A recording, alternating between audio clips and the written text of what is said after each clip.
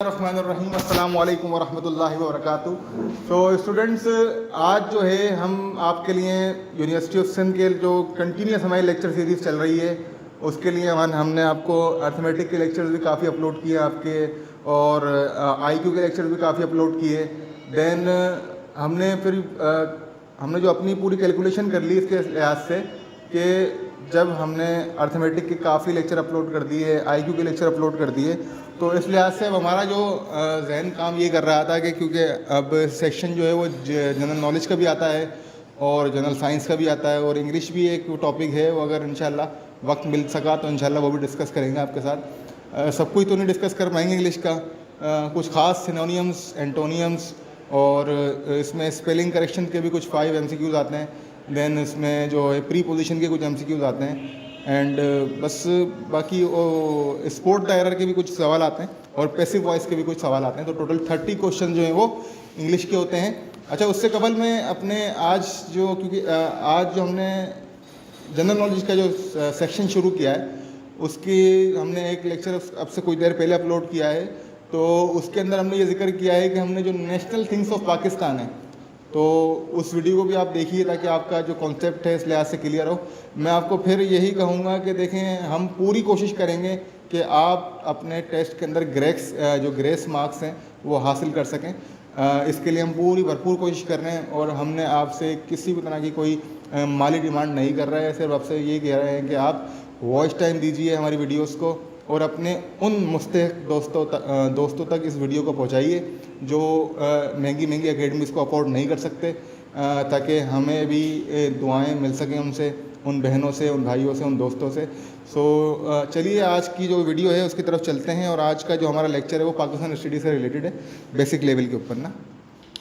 अब ये पहला सवाल जो है इसके अंदर क्या दिया हुआ है कि where is the oldest mosque of Pakistan located, यानी सबसे पुरानी मस्जिद जो है पाकिस्तान की वो कहाँ लोकेट करती है। वो हमारे जो सिंध का ही ये इलाका है, बंबोर में लोकेट करती है, और ये जनाब अली ठट्टा में है। ये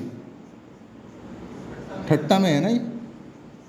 अच्छा जी, ठीक है, ठट्टा हमारे सिंध के अंदर ही आता है, तो ठट्टा में लोकेट करता है बंबोर, और सबसे पुरानी मस्जिद जो है वो ठट्टा में ही मौजूद है।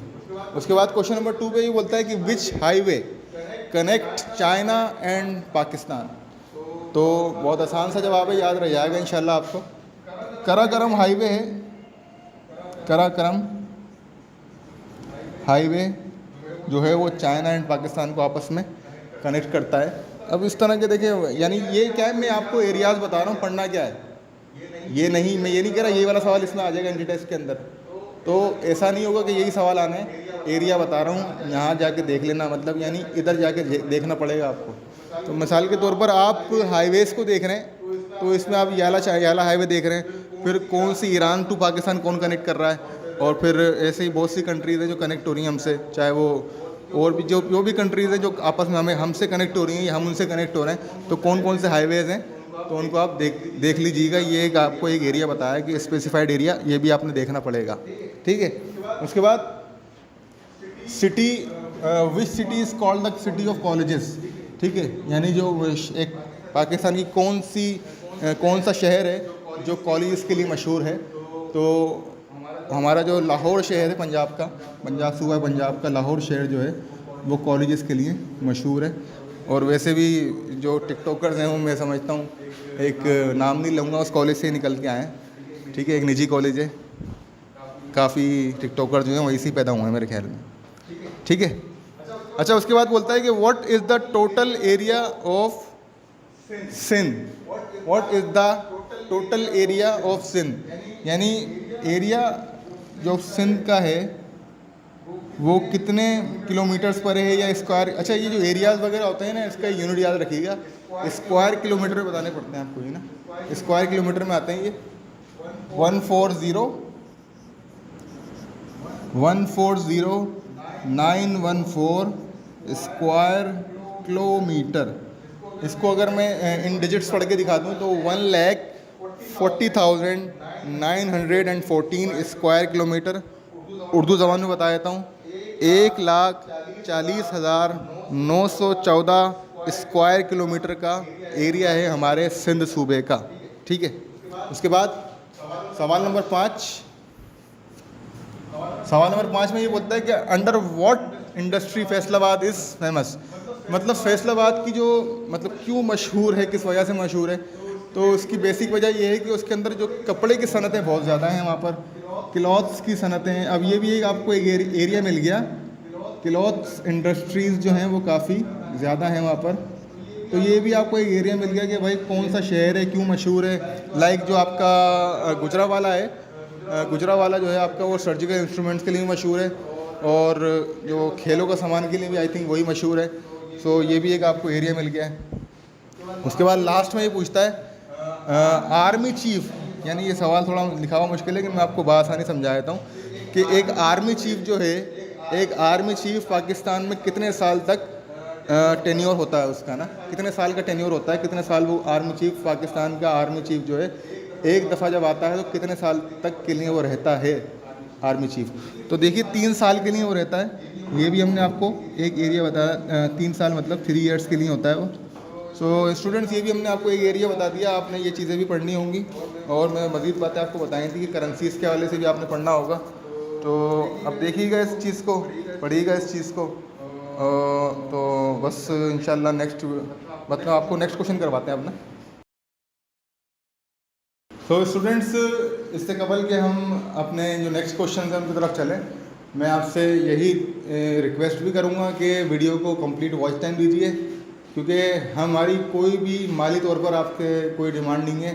फिर वही जिक्र ये कर रहा हूँ मैं आपसे कि आप सिर्फ हमें वॉच टाइम दीजिए, हम आपके लिए मेहनत कर रहे हैं और करते रहेंगे इंशाल्लाह, ताकि आपको यूनिवर्सिटी ऑफ सिंध में एक ग्रेस यानी ग्रेसफुल मार्क्स आप ऑब्टेन कर सकें इसके अंदर।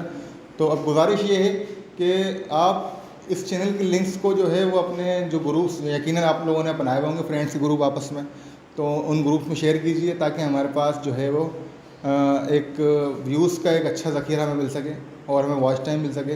बस यही आपसे गुजारिश है। नाउ हम क्वेश्चन की तरफ टर्न लेते हैं। नाउ ये जो क्वेश्चन दिख रहा है आपको, क्वेश्चन नंबर 7, अमीर खुसरो जो हैं, अमीर खुसरो जो हैं ये एक नाम है इनका, जो किस इन्वेंशन के साथ लिया जाता है इनका नाम ना, मतलब कौन सी इन्वेंशन थी इनकी अमीर खुसरो की जो जिनकी वजह से ये मशहूर हुए। तो सितार जो थी वो इनकी इन्वेंशन है। सितार ये एक होता है समझ लेंगे, बस गिटार टाइप शायद आई थिंक होता है ये सितार। तो इनकी इन्वेंशन थी है कौन, अमीर खुसरो साहब की ना, ये है इन्वेंशन इनकी अमीर खुसरो की। अब 2 सवाल बन सकते हैं इससे भी कि सितार किसकी इन्वेंशन है, ये सवाल आ जाए तो अमीर खुसरो की है। अमीर खुसरो की क्या इन्वेंशन है, सितार इन्वेंशन है। 2 सवाल बन गए, ठीक है। अब अगला क्वेश्चन नंबर 8 जो है, which sector is the biggest consumer of petroleum in Pakistan. Pakistan का जो पेट्रोलियम का जो भी मतलब जो चीज़ पेट्रोलियम जो इस्तेमाल होती है ज़्यादा से ज़्यादा वो किस चीज़ में इस्तेमाल होती है। तो ये एक जीके का सवाल है बिल्कुल। तो ये ट्रांसपोर्ट में सबसे ज़्यादा हमारा जो ना फ्यूल इस्तेमाल होता है, पेट्रोलियम की जो पेट्रोलियम मसनूआत हैं हमारी, वो हमारी ट्रांसपोर्ट में ज़्यादातर यूज़ होती है ना, ठीक है। उसके बाद एक कॉमन सवाल तो नहीं है खैर ये, लेकिन चलें समझ लें इसको। What is the age of retirement of supreme court जज इन पाकिस्तान। पाकिस्तान में जो सुप्रीम कोर्ट के जज हैं वो कब रिटायर होते हैं, कितने साल की उम्र में। तो फ़िलहाल मैं कुछ कहना नहीं चाहूँगा इस बारे में। चलें फ़िलहाल ये है कि इसका जो जवाब है वो लिख लें आप। 65 साल की उम्र में जो है आपके सुप्रीम कोर्ट के जज रिटायर होते हैं। अच्छा, जो हाई कोर्ट के जज होते हैं, ये इसके साथ मैं आपको एक और नॉलेज दे देता हूँ। हाई कोर्ट के जो जज होते हैं वो 62 ईयर्स की अंदर, यानी जब 62 साल की एज को पहुँचते हैं वो, तो उनको रिटायर कर दिया जाता है। तो 3 साल का फ़र्क है हाई कोर्ट के जज में और सुप्रीम कोर्ट के रिटायरमेंट में। यानी सुप्रीम कोर्ट का जज जो है वो 3 साल ज़्यादा अपनी ड्यूटी या सर्विस देता है, ठीक है। उसके बाद सवाल number 10, who takes oath from governor. Governor से ओथ कौन लेता है। तो चाहे वो किसी भी सूबे का गवर्नर हो, उससे जो ओथ लेगा वो उस सूबे का जो हाई कोर्ट का जो जज होगा, उस सूबे के हाई कोर्ट का जो जज होगा वो लेगा, हाई कोर्ट जज।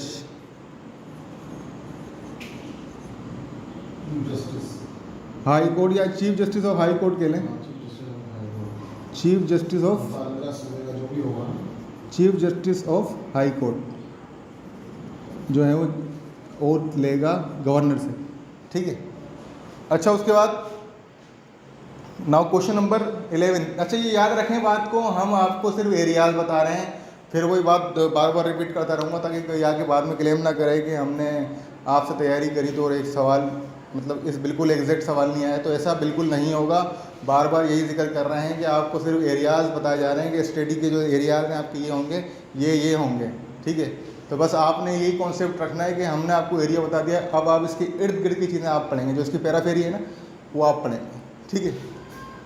अब ये बोलता है which is the highest peak of Kirthar range, जो हाईएस्ट पीक है कीर्थर रेंज की, तो वो क्या है, उसका नाम है ज़रदक, ज़रदक, ठीक है। देन क्वेश्चन नंबर 12 है what is the largest tunnel of Pakistan. ये जो टनल जो होती है इसको हमारी है पाकिस्तान की जो लार्जेस्ट है वो है वर्सक टनल है, ठीक है, वर्सक। Mangla dam located in which city. अच्छा, ये आप नाम सुन के तो लगेगा आपको ये हमारे कोई हैदराबाद के अंदर ही आसपास ही है, तो ऐसा कोई सीन नहीं है। मीरपुर जो है वो एक और भी है जो कि आज़ाद कश्मीर में है, इसलिए या साथ लिख दिया मैंने आपके कि मीरपुर आज़ाद कश्मीर में है ये, यानी मंगला डैम जो है वो लोकेट करता है मीरपुर आज़ाद कश्मीर में, ठीक है, मीरपुर आज़ाद कश्मीर। अच्छा, नंबर 14 क्वेश्चन जो है वो हमारे सूबे सिंध से कि जो हमारा इंडस रिवर है यानी दरिया सिंध के साथ जो है वो कितने बैराजेस हैं कनेक्ट हैं, तो 6 बैराजेस हैं। उनके मैं आपको नाम ले देता हूँ कोशिश करके इंशाल्लाह। 6 बैराजेस हैं, उसमें आपका जो है वो गुड्डू बैराज है, सखर बैराज है, कोटरी बैराज है, जिना बैराज है, और एक दो और हैं वो आप देख सकते हैं, नेट पर भी मिल जाएंगे आपको। टोटल 6 बैराजेस है ना, ठीक है। उसके बाद ये बोलता है सियाचिन जो है सियाचिन, ये जो सियाचिन ग्लेशियर ये लोकेट कहाँ करता है, कौन से सूबे में लोकेट करता है, तो ये हमारा जो है वो गिलगित बल्तिस्तान जो हमारा ये कह लेंगे नया सूबा जो है हमारा, तो गिलगित बल्तिस्तान में, बल्तिस्तान लिख रहा हूँ मैं, वहाँ लोकेट करता है, ठीक है। तो स्टूडेंट्स आज का हमारा जो जीके का लेक्चर था वो पूरा हुआ। इंशाल्लाह अब नेक्स्ट वीडियो में मिलते हैं। जज़ाकल्लाहु खैरा।